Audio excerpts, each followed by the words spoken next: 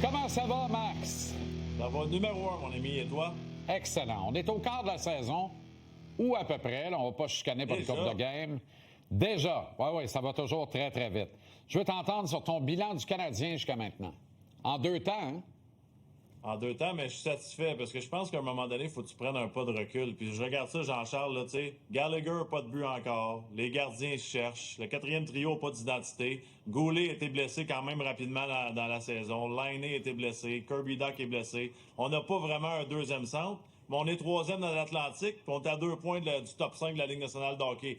Fait qu'on doit faire quelque chose de bien à un moment donné. C'est l'équipe la plus jeune de la Ligue nationale de hockey, donc j'ai pas le choix d'avoir un bilan positif.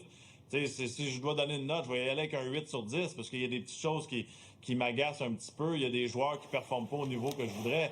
Mais c'est une belle équipe de hockey. On s'en va dans la bonne direction. Puis je pense qu'en cours de chemin, on a oublié justement, puis on le répète souvent pourtant, on a oublié que c'est l'équipe la plus jeune de la Ligue nationale de hockey. Puis on l'a pas fini la reconstruction.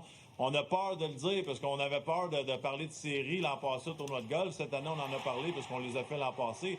Mais le produit fini, il n'est pas arrivé encore à Montréal. On s'en va dans la bonne direction, puis on a le droit de rêver. Mais faut pas paniquer non plus lorsqu'on voit des séquences de défaites comme on l'a vu dans les dernières semaines. As-tu l'impression que le Canadien est un peu sur la ligne, là, à cheval entre être une équipe de premier plan, du premier tiers de la Ligue, et peut-être glisser dans le dernier tiers de la Ligue? Parce que tu as raison sur le classement, mais perd à temps régulier demain soir contre Washington, une coupe de tes pourchasses, des clubs qui te pourchassent, qui gagnent, puis tu te lèves vendredi matin, tu es à l'extérieur du tableau des séries, là. Oui, mais en réalité, Jean-Charles, je ne sais pas si vous êtes d'accord avec ça, mais on était supposé courir après des équipes cette année. C'était pas supposé d'être l'inverse, là. Tu sais, on était content de la progression, mais on n'était pas... on se voit en haut, puis on attendait tout le monde en série avec l'avantage de la glace. Je pense pas que ça allait pas être aussi simple que ça. Justement, je veux voir des jeunes qui se battent puis qui réalisent à quel point c'est difficile de faire les séries dans la Ligue nationale de hockey. Puis tu peux pas te permettre de mauvaises séquences comme on le voit en ce moment. Donc, il faut trouver une façon de s'en sortir le plus rapidement possible. Qui doit se lever? Qui doit jouer du meilleur hockey dans le prochain quart de saison? Ben, je me sens mal parce que je trouve que l'an passé, s'était retrouvé. Moi, c'est Josh Anderson. Puis je le compare toujours. Je veux pas dire que c'est le même joueur, mais je le compare toujours à Tom Wilson. Pour te donner un exemple, en ce moment, Tom Wilson, il a 50 mises en échec. Anderson, il en a 29. Il a juste 6 points puis il est moins 10. Hey, c'est un vétéran talentueux, c'est un gros gabarit, c'est un gars qui patine bien, c'est un gars talentueux, c'est un gars intelligent. Il joue 14 minutes 53 par match. À un moment donné, il faut que t'en donnes plus, t'as pas le choix. Puis c'est beau qu'il ait marqué un but lors du dernier match puis qu'il commence peut-être à se déjeuner. Mais pour moi, sa mission est assez simple. T'embarques sa patinoire, tu frappes, tu brasses, puis c'est toi, c'est ta responsabilité d'être la présence physique de l'organisation. Bon, je te suggère Noah Dobson. C'est un gars de 9,5 millions par année. On en attend plus et il doit en livrer plus. Il doit prendre plus de place et se rendre moins coupable d'erreurs bêtes dans le tiers défensif qui coûte des buts.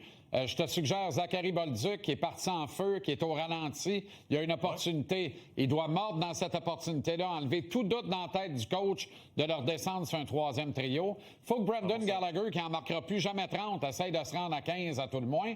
Puis si Joe Veleno ramasse pas au moins une petite passe, Tabaslac, peux-tu pogner au moins un mauvais 2 qu'on ait de quoi dire sur lui, à part rien? Mais je suis d'accord, Jean-Charles, puis ça revient à ce que je disais en commençant le segment. Tout ça, puis on est en haut du classement pareil.